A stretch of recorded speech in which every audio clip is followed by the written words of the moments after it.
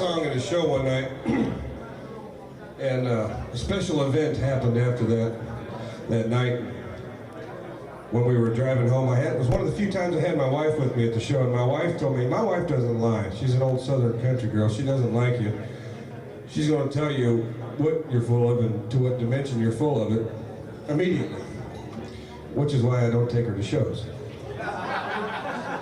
But she told me I was famous that night, and I believe it because she told me, and she doesn't lie to me. But the event that happened was I played this song I'm fixing to play. And we got done with the show, and we were back there signing autographs, and I happened to mention to him that I had a special pen. I'll show it to you. Now, this is a remarkable break in science. Folks, this thing will write on anything. And I told them people if they wanted an autograph, it didn't matter what it was, if they just come up at the end of the show and whatever they wanted signed, I'll just whip it out and I'll sign it. And this girl whipped out something really special that night. And she said, would you sign this? And I was standing next to my wife, you know. And I said, why, sure. And it was a real hot day.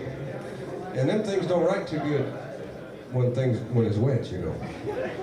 And so I had to dry it off 2 or 3 times, you know.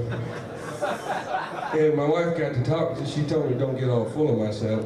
And I said, well, I hadn't yet, but I was gaining on it. And so I got to. Now I'm going to ask you a question. Have you ever signed anything in your whole life and you didn't hang on to it with both hands?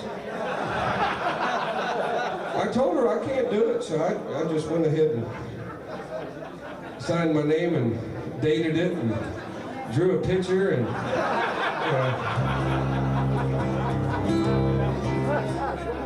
so I'm famous now. So if that ever happens to you, my God, you're up there in the fame. Or that or you'll have a hell of a good story one day. It's a little tune I did as a joke. It's called Wipeout.